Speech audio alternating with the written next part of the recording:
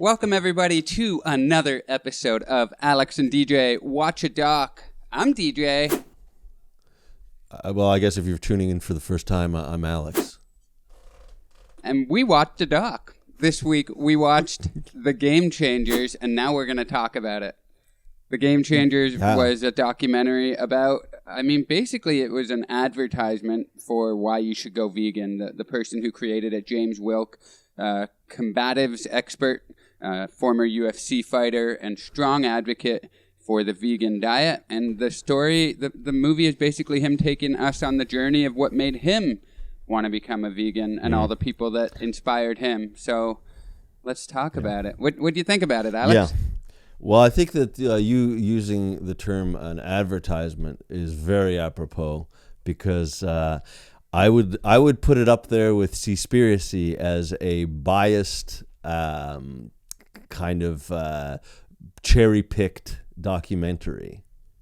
Yes. It was. I know why you liked it so much. I mean, it's definitely, this is the thing about these kinds of documentaries. They're very good at showing certain facts and amping up the emotional value of it, and making you feel like, wow, there's just something I can do something about, and of course, like a Seaspiracy, they throw in a little conspiracy in there to make you feel like, hey, wait a second, they've been pulling the wool over my eyes all these years. I have to say, I feel like documentaries like this can be. I'm ambivalent about them because they can be useful to get people to eat less meat and more plants. We should have predominantly plant-based diet at very least. But I also feel like what they do is they make people think that they're watching something scientific when really there's a lot wrong with it scientifically. There is, as I say, it's biased, and just some of it's just bad science. I mean, I can get into the details, but I gotta say, DJ, I was a little disappointed in this one. Well, I don't take it personally. I didn't make it, so that's fine. You can feel disappointed. But didn't it change your game? Yeah, well, like I told you last week, this was one of 3 movies that I watched when I was really thinking about changing over to the plant-based diet, and it definitely impacted me. I'm a simple man, Alex. You give me something that's focused on sports. Like, if you want to teach me that, black people had a hard time in America in the 60s, show me Will Smith in a Muhammad Ali biopic, and that'll get the message across. You want to tell me about Nelson Mandela's, time at the leadership, at the helm of South Africa? Give me Invictus. Give me a movie about rugby, and then kind of give me a little bit of, sports. Yeah. Sports are the conduit for social change in my life. So this movie knew what it was doing, and I'm a UFC guy. So I actually forgot, since I watched this the first time, I forgot that James Wilkes was a UFC fighter. So when I rewatched it, I was like, oh yeah, because I actually remember him winning the Ultimate Fighter back in the day. So yeah, and the reason why he won was because he ate plants and McGregor ate meat. That's just science right there. Well, that was a different fight. That was Nate Diaz versus Conor McGregor. He never. Oh, sorry. Yeah, you're right. Sorry, I got. You're right. This is all mishmash bullshit for me, so I kind of mix it all up. But that focus on that fight was pretty hilarious. And even after Conor lost, him being like, I started eating 2 steaks a day 9 days before the fight. You're like, wow, you were even blaming your loss on meat. What a straw man that is. Well, and also what a great clip to use, a nice soundbite for this.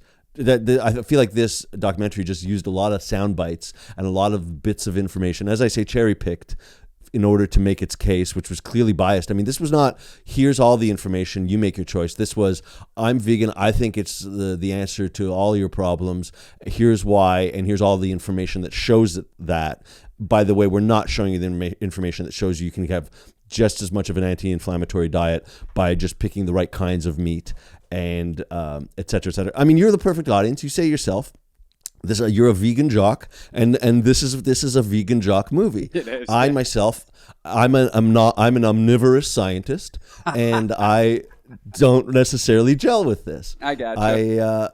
Yeah. Did you want to turn it off? Were you so disappointed that at any point you were like, I've had enough of this? Well, I was intrigued by it. Same with Seaspiracy. I mean, it is. I'm not. I'm not impervious to the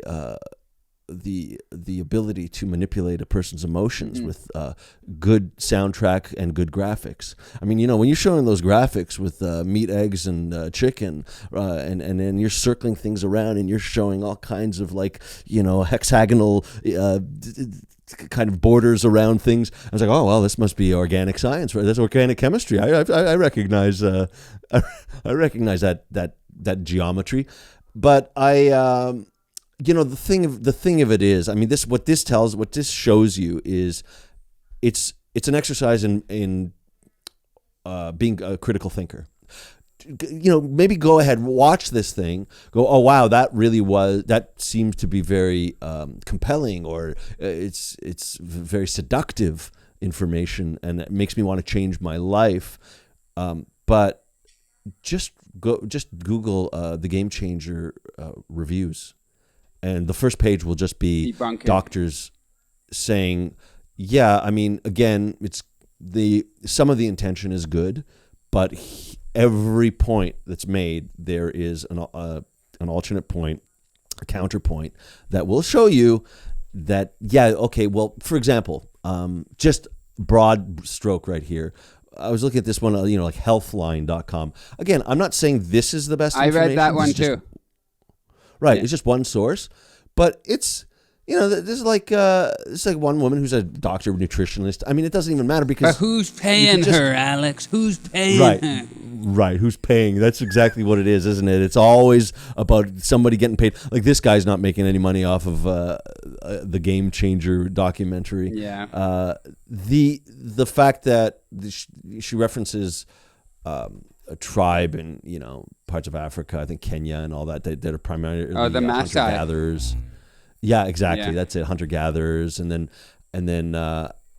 she mentioned Okinawans, which are mostly carb diets of like sweet potato, etc., and how it's just a matter of like different diets can work for different communities, and so clearly there is no magic. This is a magic pill movie. Is the problem I have with it. For sure. But even reading that Healthline debunking article, like there were some points that doctor was trying to use as counterpoints that didn't really serve as effective counterpoints, in my opinion. Like there was one sentence she said where she was like raw red meat is not going to cause inflammation or cancer. It's just when it's processed. And that was her counterpoint. It was a female doctor, you said? I didn't actually look who got it. I think so, yeah. Okay, so that was her counterpoint. But I'm like, but most meat that you're getting from McDonald's or all these, huge fast food joints, they're processed. So that is... Yeah, but that's not what they said in the doc, though. They're not talking about They were not talking about McDonald's. They were talking about red meat, period. Yeah, that's right. The problem, is that they were the ones that are cherry picking. She's just suggesting that, yes, some red meat, if it's processed, look, and she also used as an example, you could also eat like an Impossible burger that's going to contain bad fats and sugars to make it taste good. Yeah. They don't mention that. They just say plant-based, period. Yeah. No, what about processed? I mean, like personally, I tried doing, protein shakes in the morning to try to just have a very simple, easy, quick breakfast. And my gut would just start churning. It would actually make me feel tired because I could feel my whole body trying to process this thing. Plus, it's coming in a plastic drum. Let's not forget the previous episode we just did. But what kind of protein was it? Was it whey protein? I've tried it all. Because whey is not vegan. And also Impossible burgers. All these processed plant-based things, they mess with my gut. My gut can't handle it because the fact is that these things aren't things we were evolved to eat. The fact that they made it sound like our teeth are meant to only chew plants, like somehow we hadn't hunted at all. It's just I don't know. Another one. What was it? The gladiators. The Hordiari, they were called, which meant beans and barley muncher. That's right. I feel like you're going to start to play some... When you said that word, I thought you were going to play some background music and start on one of your speeches again of the great gladiators of yore. So that apparently they also were given slave rations and had a lifespan of 2 years after being a gladiator. So Are they the example? I mean, as it is, Gladiator was a great way to start for this because it was mostly about peak athletes. And so I guess this was more geared towards people who are trying to work at that highest level, aside from the fact that they're peak athletes and probably have a genetic predisposition to be very good at gaining muscle and having high endurance. Let's not talk about that. And also this, I mean, I just can keep going. I know, you know what, I have to stop and we have to go back and forth on this because I just feel like I could just go 1, 2, 3, the next thing, and the next thing. And well, even if they're peak elite athletes, most of them had not been vegans. They had been meat eaters and animal product eaters, and then switched over to vegan and didn't notice a dip in their performance. And most of them, if not all of them in this movie, noticed an increase in their performance. So what you say about the genetics, it doesn't necessarily hold water in my opinion. They're cherry-picked examples, so I agree with you if you're going to go down that road. But them being elite athletes, I mean, they didn't notice a drop-off when they switched over to a vegan diet. So I don't know if you can even really point to that as an issue. Yeah, I mean, I hear what you're saying, but I guess for me, it puts me, again, this is where it becomes like, you know, fun for jocks to watch because it puts me outside and I realize like, well, these are very specific conditions where they have like chefs that make them meals that are very well balanced, to have all the amino acids. You know, it is difficult. It's a job to just follow a diet like that. You know, you're an advantage. You have a chef at home who's always making meals. You say yourself that if it was up to you, you'd be eating garbage. So, you know, cereal all day, every day. Yeah. So it doesn't feel like necessarily sustainable in some sense. I feel like, look, there's an environmental aspect that I agree with, right? The fact that it's bad for the planet for us to be eating that much meat. Yeah. I don't know if it is sustainable if we just eat less and we eat mostly plants. We actually balance that properly. Again, there are elements of this documentary that work. Yeah. In the message, but it was too extreme. It was too much of making me think like, oh, I've got to drop everything and just have plants because that's going to change everything. If it wasn't that much, if it wasn't leaning so much on that, I would be more willing to accept the message. But when I've got this guy with Dr. Vogel doing, I mean, I'd be embarrassed, like to be a scientist. I'd be embarrassed to say like, look, I conducted a scientific experiment by having 3 guys all do the same thing with no control. And look, your dick is harder for longer at night. Oh, look at this cloudy Plasma. blood sample. Yeah. Of because you one meal you had veggies. What am I looking at here? What is? I mean, it's just. And then immediately it's like pop science. Yeah. Immediately after that erection experiment, like they cut to him, and the first words he said is like, "This is not a scientifically validated experiment." You're like, well then. It's not an experiment. It's not a thing. But I got to tell you, I mean, I mentioned it last week in prepping for this episode, but like that sticks with you from this movie, whether it's, you know, bogus science or not. You show me guys getting harder and more frequent erections from one vegan meal, you're gonna have me trying your diet pretty quickly. You know what I mean? Yeah, no, I understand your priorities in this life. But it was really funny watching these college age, 20-year-old dudes try to keep a straight face while this doctor's talking to them about their individual dicks. Yeah, it was very silly. That was like watching school kids. Like the fact that they couldn't, I guess these guys are pretty young, right? They're like in their early 20s maybe, that sort of thing. Yeah. Yeah. And then the football players, all the players on the Tennessee Titans who were eating the meals from the one player's wife. I forget her name. His name was Derek Morgan, and she was, I want to say Charity Morgan, maybe. Okay. But they were all over, and the Titans had their first winning season in 14 seasons or something, and like I think 14 of the players were vegan on the team. But even that, I'm like, I doubt 14 of them were completely plant-based the whole year. Like I just, right. I got the feeling a lot of people being interviewed in this were like, oh, wow. And then went to Popeyes immediately, like when the camera turned off. Like even the firefighters, that one guy, Asselston, I forget his first name, but the badass former firefighter who was like promoting the plant-based diet. who had the amazing diagrams, who was like, this is what your artery looks like. And then it was just a circle. And then he was like, but when you eat meat, and he showed the next paper and the circle had stuff all inside of it. Oh, it was an abstract work of art, that one. Yeah, your veins start to look like a Jackson Pollock painting, but...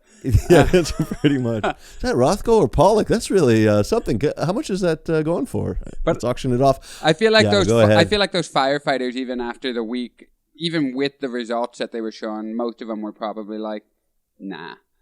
Because it is hard. Well, it's hard to do a vegan diet. Although if anybody could do it, firefighters, they have so much time on their hands and they cook all the time. True. They could just turn their Firehouse chili into Firehouse Impossible chili, and they're ready to go. Yeah. That was a surprising stat that firefighters, the number one cause of death at a fire is a heart attack. Right. That's well, crazy. It's you're everything firefighters do. It's a stress. You're leaping into a burning building, and your stamina's got to be able to handle it. So yeah, your heart, if anything, is going to be the one that's taking its toll. That's got to be scary if they're saving you, carrying you out of a fire, and they have a heart attack and they fall. Now you got to carry a fireman out of the fire. I didn't sign up for this. What? And as you're carrying him, you're saying, are you on a plant-based diet? I'm asking you right now. I'm not saving a meat eater. I'll tell you that much. Yeah, you know what? What you're not only what you're doing to your body, but what you're doing to Mother Earth is really bothering me right here and right now. I want to go back though to the woman that you mentioned, Charity, if that's her name, who was fixing all these meals for everybody. Again, everything I see now is through the eyes of the story of plastic. Because I'm thinking to myself too, is that again, if you're gonna make meals like that and prep them, you get those meal prep containers that are all plastic, and those just get used once and then they get tossed. So I think that people who either they have to have the time to cook, B, they get meal prep where they throw out a lot of food, or sorry, throw out a lot of waste, plastic waste, and that sort of thing. It does make it hard to have that diet when you're occasionally having to eat out, because you can eat out healthy. Mm-hmm. And that's the thing. Is like I don't eat at home all the time, and I eat out, and sometimes it's not that healthy, but I'm starting to switch my diet back to where I'm getting healthier, and I can eat out and have a relatively healthy meal. But to be vegan eating out, so often that you're just it's like, oh, I guess I'll just have a salad and some potatoes, and it's not that many restaurants that have like full vegan choices that have all of the nutrients you require. Yeah, it depends where you are. Like, I was just in St. John, New Brunswick, and there was one vegan restaurant, and I was there for 2 days. I went there twice, both days for dinner, and I ate, like, I had an app and a dinner there because I knew I was going out with the comedy club owner the next day, and I knew we were going, because she told us what restaurant we were going to. It was like a standard kind of pub type place. Like, there was nothing. So I knew I was just going to have a terrible salad there. So then when I do find good vegan spots, like, I go hard. And I'm in Halifax now, and there's tons of vegan restaurants around. So it depends. Like, the bigger the city, the more you can like breathe a sigh of relief. So when you're working a club, sometimes they'll give you that free meal or whatever. It's really tough, isn't it? I don't really eat comedy club meals anymore. You just don't have the free meal. Grab a salad if they have that. Right. But yeah, but it is easier and easier. Like, I think being a vegan even 20 or 30 years ago would have been impossible. Yeah, for sure. There's an app I have called Happy Cow, and I'm happy to plug them because they're great. And any city you go, it's like a restaurant search engine for vegan restaurants. Actually, there's one that made me laugh. I forget where I was a few weeks ago, but like the restaurant on Happy Cow had a warning underneath because users can leave reviews, and somebody just had an all caps review, and it was like, warning, possible honey sighting on one of my meals. Beware, they may use honey. Like, but it was like, so it was all caps. It was like the biggest warning you've ever seen. It's like, not honey. But I'm actually a bad vegan because I do have honey from time to time because, like, fuck the bees. Yeah, what? Come on, nobody. Just plenty of them. Until I watch a documentary about bees, I don't give a shit about them. Yeah, pretty much. That I have to say that. Okay, so as I said, it's not to say that every message in this was bad. Like, because I am coming away with the idea that Yeah, you know what? I gotta, because every now and again I'm reminded. I went to a doctor, my family physician. What do they call him here? It's not a GP. It's not a general practitioner. They call it something like your what do they call it? Family physician? Your, No, no. It's like it's like primary. Yeah, my primary healthcare. And yeah, this time around he mentioned plant-based. Like he was eating pretty much all plants. Maybe I think he may have had like some lean meat, but I was like, okay, yeah, I got to get on that. And lately I've been just kind of like settling into, transition, moving to a new place. And I'm like, okay, once this is all settled in, I'm going to try to, be much more conscious of what I'm eating. And so, but I do find when I'm busy, I just want to be able to eat out. And I want to eat something that is filling and nutritional and not like a vegan version of like a meat sandwich. That I just find that those are always they're not satisfying in every way. But yeah.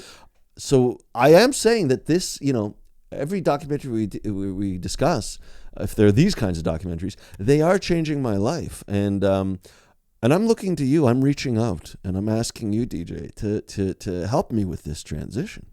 Well, I'd love to help you, and I will say that the cool thing about being vegan is that even if I'm having a hard time finding something in a new city, it actually forces me to not eat too much. Like on the whole, I just used to eat too much.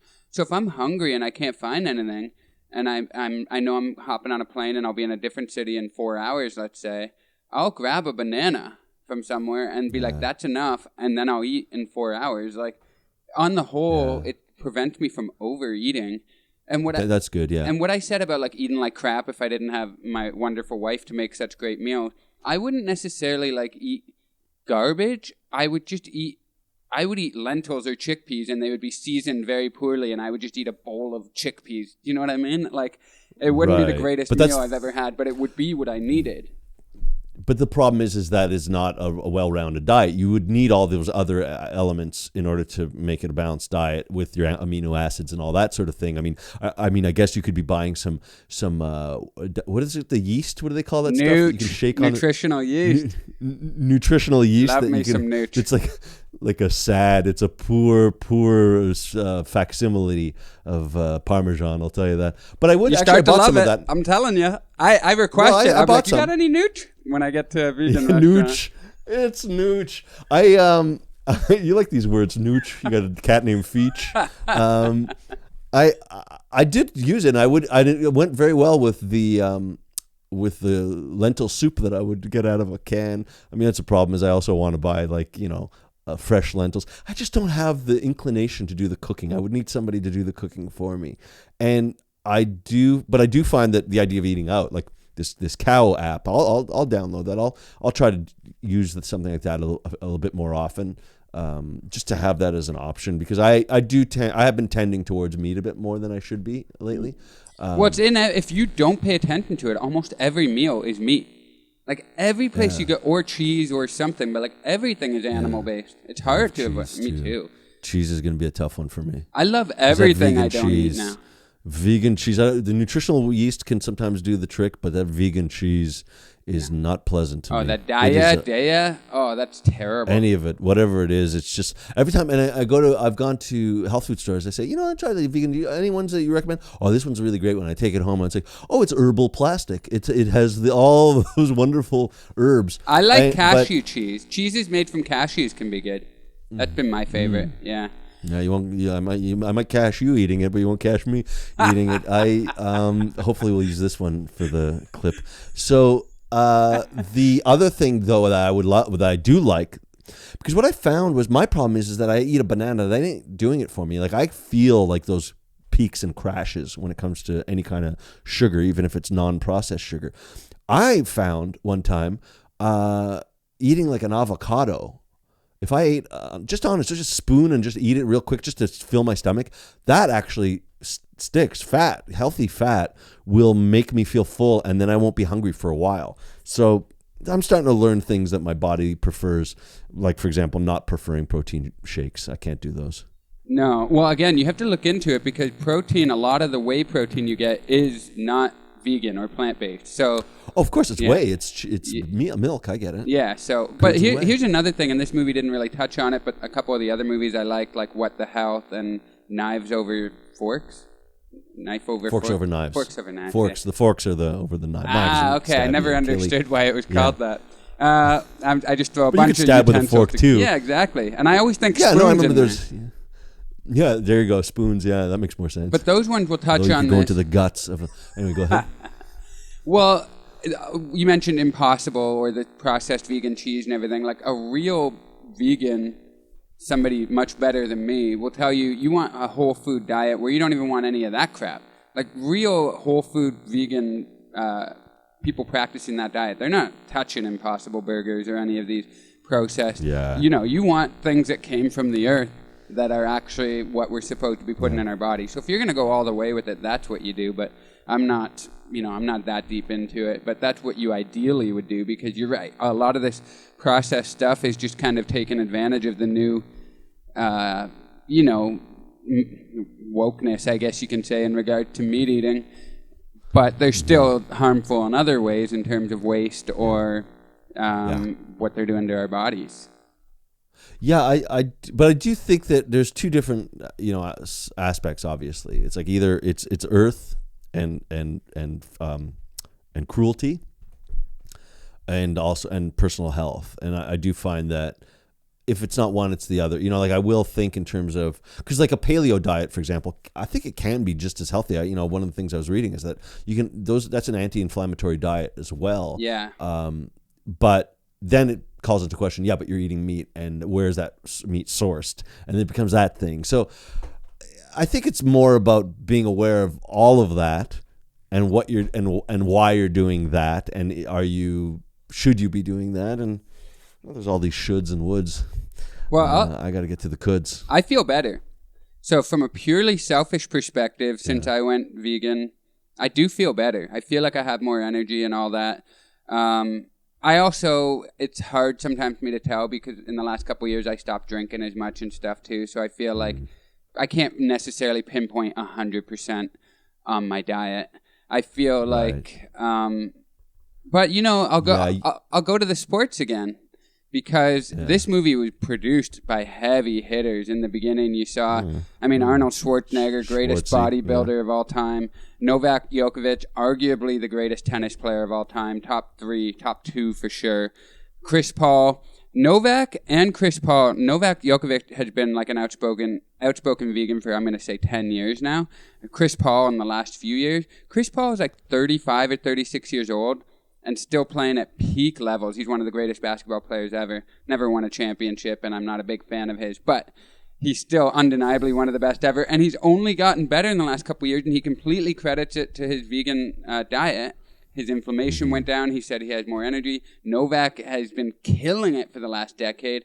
So when I look at stuff like that, I go, well, I'm not a peak athlete. But the fact that because when they bring up other people like that power lifter or these football players that I don't necessarily know, I'm like, okay, but I don't know you. But when I look at the athletes that I've actually been watching dominate and see that they are plant-based, I go, there's something to it.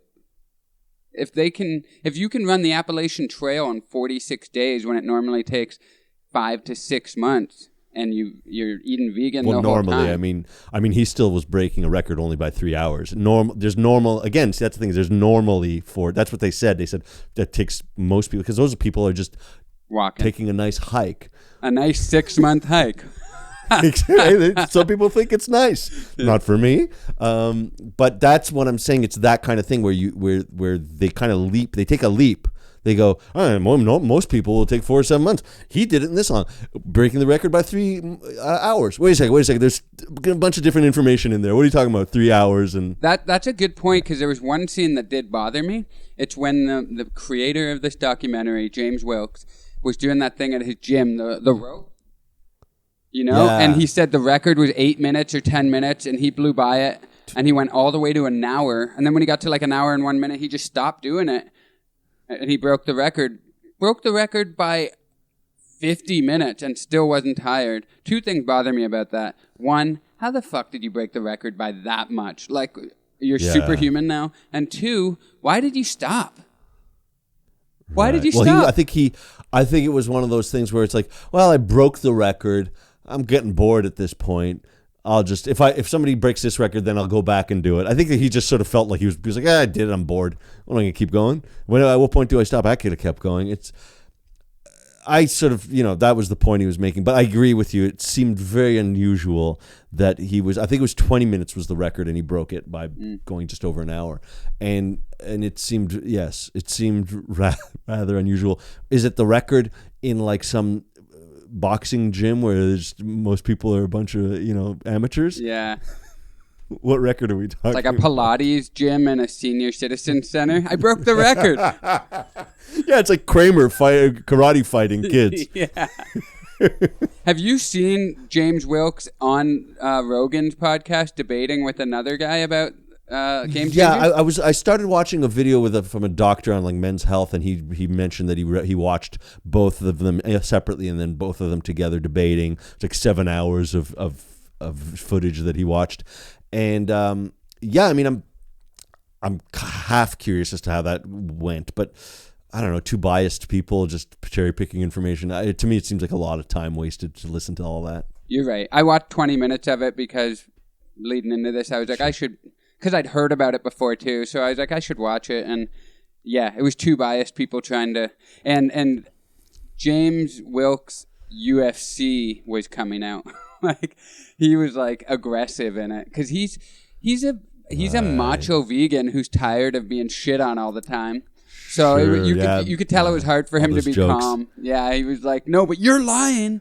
Because he was like, he kept focusing. He was like, 2 pieces of bread, 5 scoops of peanut butter. How much protein is that? Because this doctor had misrepresented the number before. But the 20-minute video I watched was literally every minute him being like, 2 pieces of bread, 5 scoops. He would say it over and over. I was like, we get it, dude. 2 pieces of bread, 5 scoops of peanut butter. The whole peanut butter thing, too. That was another thing I thought, like, peanut butter can't be a substitution. It's got to be like one of the things you have in addition to other things. A peanut butter sandwich, I'm not buying it. I'm sorry. Also, here's the when you see people who are talking about extremes, it always comes back to the same thing, and the Taoists call it the middle way, and everything in moderation, all that crap. The fact is that you're all right. You're both right. How both of you get together, kiss, and make up because you're both right. That does work. That does work. They both work. How about that? Was that all Tao philosophy, the kissing part too, or where does the philosophy end and the Nussbaum comes in? I feel like if Taoism doesn't have kissing, then what the hell is anybody following Taoism for? That's got to be a makeout philosophy, in my opinion.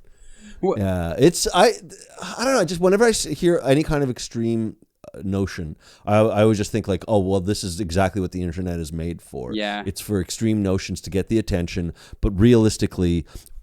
So first off, a friend of mine always mentions that there is no optimal. And at first I was like, yeah. But this, if I have this mattress topper that keeps my body temperature at 65 degrees, I think I sleep better. And he's like, there's no optimal. Like, whatever it is, whether it's food, whether it's the temperature or whatever it is.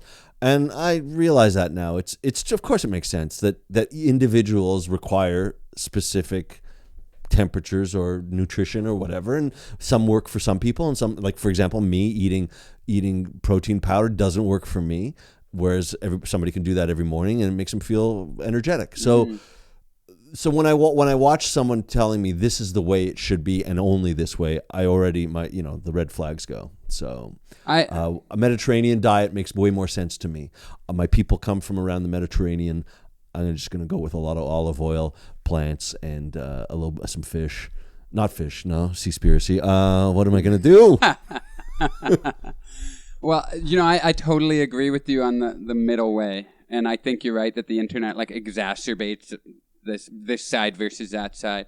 But I think we are a long ways away from the middle way. I think we need to come a lot closer from... I'm just looking at America right now, even Canada, where I am right now, home and native land. It's all meat. It's everything. So, somebody brought up the point, like, they were like, oh, you can't get as much protein from a vegan diet. Well, this guy was like, nobody's going to Popeyes and looking at the content and saying, how much protein is in here? Like, nobody's actually thinking about that on a meat diet. So when you look at these numbers of like, 83% of the world's agricultural land is used for livestock production. and they only provide 18% of the calories. So like that's an entire, because they're the middlemen, so it's entirely inefficient. Right. These numbers are all from Game Changers, so maybe take it with a grain of salt. But Sure. they consume 6 times more protein than they produce. 25% of the world's rivers no longer reach the ocean. All these sorts of things that are because of... Sure, that's what I'm saying. So I'm concerned. we're far from the middle way, I guess, is what I'm saying. So Yeah, for sure, absolutely. If a movie like this, even with all of its pretty obvious biases, caused you, like the great Arnold Schwarzenegger said, maybe chill out on the meat once a week, right? Yeah. Then that's fine. I agree. No, but I've already sort of thought that. I guess it's just that the problem with this is that what they're selling here is plants and only plants. Even a little bit of meat everything will get inflamed and your blood will be cloudy and it's a big mess just to have a little bit of meat. I think that's the problem I have with it. Although I'm all for like lack of inflammation. My joints are starting to, this last year of reclusive inactivity has really gotten. I was like, geez, I gotta start moving around a little bit more. And I think partly it's because of the way I was eating too. It's like I think everything's inflamed. I gotta cut out those processed things. That just keep my my acid. My what is it? I think it's like, acidic versus alkaline inside your body. I think that's part of what causes the inflammation. Yeah, there are a lot of theories. But the point is I have no problem with some of the information. I just don't like it when it's presented, again, like it's a magic pill. That's where I'm like, all right, okay, that's enough, because it makes me feel like, oh, I'm not doing enough. I have to do all of this in order for it to work. Otherwise, it just won't work. And that's not the right message, because that makes it, some people go, well, I can't do that. I can't live like an athlete who has all that money and all those resources and having people cook for them and measuring exactly the amount of food that so if I can't do that, then I'm not going to do anything. When you say Schwarzenegger had the right message, but that wasn't the general message of the film. You're right. Do you want to get to their questions? Because I think it's time. I'd love to. The first question, Alex, what did you learn? Not much. Really? Well, no. I mean, I guess I learned some facts that were specific to this topic, but not the alternate facts that also may conflict with them. I learned that it's good to always. Here's something I didn't necessarily learn, but it just what's the word? It's cemented. I always have difficulty finding words. Could you, in the future, just make sure you just cut all the stammering on the way to getting the word I want? It cemented the idea that you absolutely, if you're watching something like this where it really hooks you and it makes you feel like, wow, I should change everything, just read a couple articles in a review of these things just to see what the counterpoint is, because the trouble is with biased films like that, which are very attractive because it's one guy saying, this is how I changed my life, or this is what I found out. Just find out if they actually are telling you everything they found out, or whether they actually researched enough to find out maybe a bit more. I'd say what I learned is what you should learn, and that is critical thought. Okay. All right. That's good. I like that. I'll go simpler. I learned that we need plants for vitamin C. I didn't know that. Like our body doesn't produce it. We absolutely need plants for vitamin C. Yeah. Or B12. What about B12? The fact that we're not eating enough dirt. Well, B12 is one of those ones that meat eaters often use against vegan, but then, like they said in this movie, that the animals aren't the ones producing the B12, it's the bacteria. So once again, the animals are the middlemen, the middle people in the process. So, yeah, I take a B12 supplement. That is the one. You can get it from food, but it's easy to take an all-natural B12 supplement. So that is the one thing I make sure to take. What brand do you recommend? I honestly didn't bring it on my road trip here, so I'm B12 deficient at the moment. But I get it from Whole Foods. Because a lot of vitamins aren't vegan. They have like glycerin or gelatin. The irony is that they get the B12 from a cow or something. Yeah. Let's move on to the second question, Alex. How did you feel? I felt, in some ways, I started to feel a little bit inspired, excited. Then I felt somewhat skeptical, cynical, and finally somewhat perturbed. Okay. That's a wide range of emotion. Be honest with me. Did you almost use the word bamboozled? Because I know you're a fan of that word. I've heard you use it before. Did you felt like they were trying to bamboozle you at all? Are you sure? You've heard me use that before? Huh? Oh, yeah. Maybe even recent in the last couple of weeks. And I flagged it because I was like, great word. Bamboozle. One of the best. Ah. Honestly, I really don't think You I said that. bamboozled and hoodwinked back to back. Oh, did I? Hoodwinked sounds like something I'd say. I didn't realize. Maybe I used bamboozled because it seemed to flow nicely with hoodwinked. Yeah, I did feel a little bit bamboozled, and I don't like that feeling, because what I don't like is when I start to buy in at first, and I'm like, oh, that's interesting about the gladiators. Because at first I go in with an open mind, and I expect that maybe this is going to be. Plus, you also recommended it, so I thought, well, there must be something good about this. Now, of course, what I also feel is betrayal. Well, the other two I mentioned are a lot more like facts-based and like emotional in terms of what we do to animals and everything. This one is like the easy reading version of the other two that I watched. So that was another part of it where I was like, we've had some heavy ones lately where I was like, let's just watch some dudes get their dicks measured, I appreciate that. Yes, I do appreciate the change of pace. I felt less than I did the first time I watched it. Like I was slightly more cynical, but still feel there's valuable information in that if you can just kind of, like you said, be a critical thinker and realize that everybody's kind of got their own agenda. I still felt, I think the most I felt the whole movie was when the big power lifter said that his parents all died, and his parents, I think his sister and his dad died in a car accident. His mom was the only one to survive, and that's why he became a power lifter. I was like, damn, that's a pretty like Marvel Comics reason to become a power lifter. Yeah, it was big. Yeah, he had, but then he did come. Then he said something at the end that you think is going to be like a Marvel line, the power responsibility line, But it didn't make any sense. It was like, it's not your. I wrote this down. It's not your size or power. It's what you will do with that power. And I will flip cars. I'm going to lift a horse. That is what I shall do. That is the responsibility that I have with this power. I loved when he broke that record in Toronto of the weightlifting record, and after he won, he yelled out, "Vegan power!" Yeah, vegan power. I would imagine a bolt of plant-based lightning hitting him from above. He was. By the way, my wife there, she noticed a little kind of a weird cut where when he started lifting that thing across the stage, that big heavy horse weighted thing, he had a belt on and it was upside down because she could read it because it was a Chinese symbol for power, right? And then by the time he finished and he put it down, it was flipped back up again. So there was a cut where I don't know if those were two different. He might have done multiple lifts. attempts. Yeah. I guess he must have. Wow, yeah. Good eye, Sian. Yeah, I know. Good eye. Fine. Do you not want me to say a name? I can cut it out if you want. Yeah, I don't care. No, that's fine. I don't care. Oh, okay. I'll ask her maybe. Yeah. Let me know. Well, whatever she says, I'm going to ignore it like I do most of her requests. Final question as we approach the end with a nice touch of misogyny. It's not misogyny. I could just be disrespectful to anybody. That's true, yeah. Just bad husbandry. I don't know if that's when husbandry. I think that's a whole different thing. Anyway, what is husbandry? It's some sort of craft. I think it has to do with plants. What?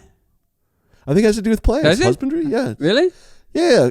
Let's do. I'm going to do a quick Merriam-Webster husbandry. I think it's like has to do with trees or plants or isn't it? Yeah, the cultivation or production of plants or animals. Oh, I had no idea. Okay. Yeah, animals too. So yeah, so this is very. It was appropriate. Yeah, very appropriate. Final question. Yeah. Where do we go from here? You always ask that with such sincerity and earnestness. Where do we go from here, Alex? Are we doing comedy or not? I'm the straight man. Give me the comedy. I set you up. Okay, if you're the straight man, then cut it with the jokes. Okay, focus on. I get the jokes. I get all the jokes. Okay, I'll admit it. I'll eat some more plants, but I'm not going to. I'm not going to. Not because of I'm not going to do everything they tell me to do. I'm going to become a UFC fighter. Yeah, you're not. We haven't even started taking your jiu-jitsu courses yet. I know. I worry because I think I'd have to take my hearing aids out, so I don't know how good of a... There's been one deaf fighter in the history of the UFC, and he's most known for a horrendous beating that he took. Right. He's most known for saying, my ears, my ears! Yeah. So I don't know how much luck I'd have, but it'd be good exercise at the very least, maybe. Yeah. It is. Well, it's yeah, I'm always on the fence about stuff like that. On one hand, I'm like, wow, that looks like it's quite a challenge. That's cool. On the other hand, I'm like, do I really need more bruises in my life? I don't know if I need more bruises. I know. So where I actually will go from here is I think I'll stick with the vegan thing because Madge, my wife, isn't vegan right now. She fell off. We started together, and then so I'm still kind of doing it on my own now. I mean, she'll still eat. What happened? She just... Cravings? Yeah, she just wanted to... She just wasn't feeling it anymore, so her body was telling her it didn't want just that diet anymore, and that's fine. But I'm on my own here, which is fine because then she'll eat vegan with me, but then sometimes she'll get a meal that's not, and I'll get. So it's really me. You know, it's easier when you're a team. It is, particularly when. What about the cooking? Is she going to cook for you? Yeah. If we're eating together, she'll cook a vegan meal. I got you. She's not like over. Like she still likes it, but. What has she cheated with now? What kind of food? Fish. She's not eating any like chicken or beef or anything. Just fish. She's Filipino too, man. Fish and Filipino, like, yeah. So. But she didn't watch Seaspiracy with you. I mean, what's going on there? She watched with me. Didn't watch Seaspiracy with you. What's happening? She didn't watch Seaspiracy. No. Okay. She pops her head in, and then when she feels a little guilt or like her mind might be changing, she's like, "I gotta get out of here." My mind might be changing. I gotta get out of here. This is challenging my worldview. I like who I am right now. Thank you very much. All right, Alex, that was the Game Changers. I think I know how you felt overall about it, but would you like to give me a little summary of the Game Changers? Yeah, I don't know if you need to watch it. Just don't eat that much meat. All right, fair enough. What are we watching next week? Oh, that's a good question. Something about heaven? Yeah, I just remember heaven too. What's it called? It's I got it. I'll tell you in a second. Produced by Darren Aronofsky. I know that, and it looks like an uplifting movie. Yeah, it's called oh shoot, I had it right here. I sent it to you. No Place Like Heaven? No, This Must Be Heaven? No, Some Kind of Heaven. Some Kind of Heaven. So we'll be watching that an next old folks' week. home. Yeah, with a twist. Yeah, an Aronofsky-esque twist. They never die, Oh. and they get younger. That's more of an M. Night Shyamalan type thing. That is a big twist. Yeah, it's kind of like Benjamin Button meets Cocoon. Never seen Cocoon, but rest in peace, Wilford Brimley. I know he's in that. And I just saw... People always talk about how old he is when he's... But they aged him up for it. They always say, like, could you believe he was only this age? I'm older than Wilford Brimley was in Cocoon. People always say that. They always bring up... Yeah, they aged him up. They always bring up Brimley in Cocoon, and they always bring up Mr. Miyagi in Karate Kid. Oh, really? Why? What was that? Because he was kind of old, but I'll always think they'll show a picture of Tom Cruise, and they'll be like, Tom Cruise is 5 years older than this actor was when he played Mr. Miyagi. And yeah. What about we look at what they both look like at 35? I think he's... This is Mr. Miyagi. I mean, he's not going to look as good as Tom Cruise. Come on. I know, and he wasn't getting plastic surgery and everything. All these... I talked to a dude once who didn't believe me when I said... Because he was like, Jennifer Aniston's so hot. And I was like, yeah, plastic surgery will do that. And he was like, she hasn't had plastic surgery. I was like, what? Yeah, really. What? Yeah, get. You know what? Maybe welcome to the real world. How about you join us here in the real world? But Pat Morita is the name of Mr. Miyagi. I feel like I should respect him enough to call him by his. I respect that you respected him, Pat Morita, legend of the game. Yeah. Let's get the hell out of here, shall we? Thanks for watching, everybody. That was the Game Changers. Next week, Some Kind of Heaven. And it's where Alex and DJ Watch a Doc is what you've been listening to. I'm Alex, and I'm DJ. Thanks, guys. Yeah, okay. See you later. See ya.